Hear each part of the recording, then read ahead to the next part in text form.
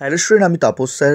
আজকে এই ভিডিওতে তোমাদের ক্লাস 11-এর সেকেন্ড সেমিস্টারে হিস্ট্রির প্রথম অধ্যায় থেকে একটি অত্যন্ত গুরুত্বপূর্ণ প্রশ্ন তার উত্তর আলোচনা করব। এটি তোমাদের 4 মার্কস অথবা তোমাদের কিন্তু 8 মার্কসও আসতে পারে। আর এর যে জয়েন্ট যে প্রশ্নটা তোমাদের কিন্তু আগের ভিডিও দিয়ে দিয়েছি আমি, যা দেখোনি তোমাদের কিন্তু ক্লাস 11-এর সেকেন্ড সেমিস্টারে প্লেলিস্ট করে দেওয়া আছে।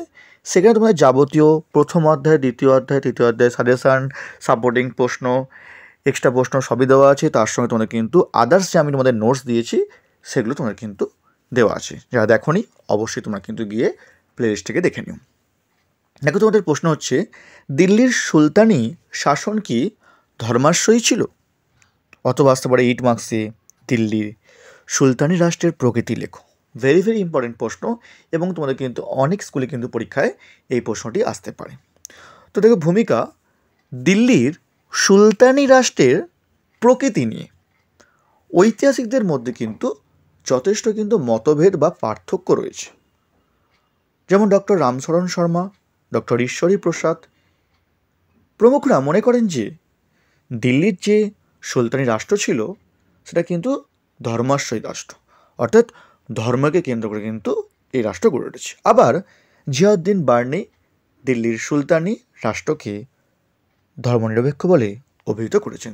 অর্থাৎ জিয়াউদ্দিন যে বলছেন যে না, দিল্লির যে সুলতানি রাষ্ট্র ছিল সেটা ছিল ধর্মনিরপেক্ষ, তার মতামতকে কিন্তু অনেক ঐতিহাসিক কিন্তু সমর্থন করেছে। অর্থাৎ ধর্মাশ্রয়ী না ধর্মনিরপেক্ষ সেটা আমরা জানব আলোচনার মাধ্যমে।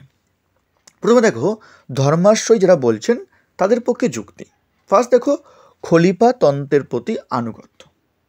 বলা হচ্ছে আলাউদ্দিন খলজি ছাড়া দিল্লির সমস্ত সুলতানি ইসলামী জগতের শাসক ও ধর্মগুরু খলিফার স্বীকৃতি গ্রহণ করেন এবং তার প্রতি আনুগত্য জানিয়ে শাসন কার্য পরিচালনা করতেন। অর্থাৎ ধর্মগুরুকে স্বীকৃতি দিয়ে, খলিফাকে স্বীকৃতি দিয়ে, তার প্রতি শ্রদ্ধা জানিয়ে বিভিন্ন সুলতানরা কিন্তু শাসন কার্য পরিচালনা করতেন। আর এই খলিফাতন্ত্রের প্রতি, শাসনের প্রতি আনুগত্য ও মান্যতা সুলতানি রাষ্ট্র ব্যবস্থা কিন্তু যে ধর্মকেন্দ্রিকতা সেটা কিন্তু প্রমাণ করে দেয়। তাদের মতামত।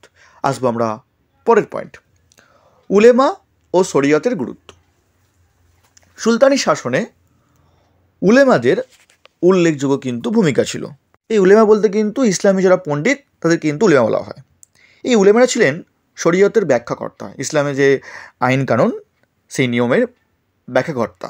তাদের ব্যাখ্যা অনুযায়ী সুলতানগণ কী করতেন না, দিল্লির সুলতানি শাসন ব্যবস্থা পরিচালনা করতেন। এইগুলো আমাদের রাজনৈতিক প্রভাব, কর্তৃত্ব কী করে না, সুলতানি রাষ্ট্রকে কিন্তু ধর্মাশ্রয়ী করে তুলেছিল। লাস্ট, হিন্দুদের উপেক্ষা। ঈশ্বরী প্রসাদের মতে সুলতানি আমলের আইনগুলি ইসলামীয় ধর্মশাস্ত্রের ভিত্তিতেই কিন্তু তৈরি হয়েছিল। সুলতানি রাষ্ট্রে অমুসলিম হিন্দুরা উপেক্ষিত, তারা কিন্তু সুলতানি রাষ্ট্রে কিন্তু দ্বিতীয় শ্রেণীর নাগরিকে তারা কিন্তু পরিণত হয়েছিল এবং তারা কিন্তু জিম্মি হিসাবে গণ্য হতো এবং তাদের কাছ থেকে জিজিয়া কর কিন্তু আদায় করা হতো। অর্থাৎ মনে রাখবে, জিম্মি মানে সুলতানি রাষ্ট্রের কিন্তু যারা অমুসলমান নাগরিক, ঠিক আছে, তাদের কিন্তু বলা হয় জিম্মি। ঠিক আছে, কি বললাম? তো এর ভিত্তিতে তারা কিন্তু বলছে যে সুলতানি রাষ্ট্র কিন্তু ধর্মাশ্রয়ী রাষ্ট্র ছিল। এবারে অনেকে বলছে যে না, সুলতানি রাষ্ট্র কিন্তু ধর্মনিরপেক্ষ রাষ্ট্র। যেমনই ঐতিহাসিক একজন সুলতানি যুগের বিখ্যাত ঐতিহাসিক জিয়াউদ্দিন বার্নি, তিনি তার বিখ্যাত গ্রন্থ ফতোয়া-ই জাহানদারি গ্রন্থে তিনি বলছেন যে সুলতানি রাষ্ট্র হচ্ছে ধর্মনিরপেক্ষ রাষ্ট্র। তিনি কেন সুলতানি রাষ্ট্রকে ধর্মাশ্রয়ী রাষ্ট্র না বলে ধর্মনিরপেক্ষ রাষ্ট্র বলেছেন, তার পেছনে কিন্তু কিছু কারণ বা যুক্তি আছে। প্রথম, বার্নির মতে সুলতানি আমলে শাসক ও মুসলিমরা তারা কিন্তু ইসলামের আদর্শ মেনে কিন্তু জীবনযাপন করতো না, কিন্তু ইসলামিক রাজ্যে শাসক ও প্রজাদের পবিত্র ধর্মীয় আদর্শ মানতে হয়। 2 নম্বর, দিল্লির সুলতানরা শরীয়তের বিধান মেনে কখনোই কিন্তু শাসন পরিচালনা করেননি। বার্নি নিজেই বলেছেন, ভারতের মতো রাষ্ট্র ব্যবস্থা যেখানে মুসলমানদের সংখ্যা কম, সেখানে শরীয়ত আইন কঠোরভাবে সেখানে কিন্তু প্রয়োগ করা সম্ভব নয়। আর 3 নম্বর বলছে তিনি, দিল্লির সুলতানরা ভারতে নিজেদের স্বৈর ক্ষমতা প্রতিষ্ঠা তারা কিন্তু উদ্যোগী হয়েছিলেন। সে কারণে ধর্মদর্শন ও রাষ্ট্রদর্শনকে তারা কিন্তু আলাদাভাবে তারা কিন্তু দেখেছেন।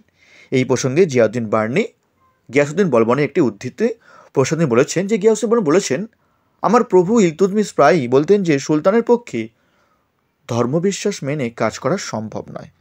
আমি ব্যক্তিগতভাবে ন্যায় বিচার করতে পারলেই খুশি থাকব। অর্থাৎ এর ভিত্তিতে জিয়াউদ্দিন বার্নি এই সমস্ত ব্যাখ্যার ভিত্তিতে তিনি প্রমাণ করার চেষ্টা করছেন যে দিল্লির যে সুলতানি শাসন সেটি কিন্তু ধর্মনিরপেক্ষ, কখনোই কিন্তু ধর্মাশ্রিত রাষ্ট্র ছিল না। আসলে আমরা লাস্ট প্যারা বলবো, মূল্যায়নটা বলতে পারি, আমরা বলতে পারি সব শেষে বলা যায় দিল্লির সুলতানি রাষ্ট্রের প্রকৃতিতে ভিন্ন ধর্মী ও মিশ্র বৈশিষ্ট্য কিন্তু পরিলক্ষিত হচ্ছে।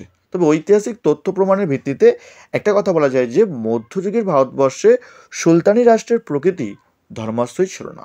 বেশিরভাগ ঐতিহাসিক কিন্তু ধর্মনিরপেক্ষ চরিত্রের উপর তারা কিন্তু অধিক কিন্তু গুরুত্ব দিয়েছেন। তো এই ছিল তোমাদের এই প্রশ্নের উত্তরটা আলোচনা করলাম। যদি ভিডিওটি ভালো লাগে অবশ্যই লাইক করে দিও। যারা এখনও চ্যানেলটিকে সাবস্ক্রাইব করোনি অবশ্যই চ্যানেলটিকে সাবস্ক্রাইব করে রেখো এরকম ভিডিও সবার আগে পাওয়ার জন্য। তো আজকের মতো এটুকুই। খুব তাড়াতাড়ি তোমাদের জন্য প্রথম অধ্যায় থেকে আবারও কোনো প্রশ্নের উত্তর নিয়ে আলোচনা করব। তো আজকের মতো এটুকুই।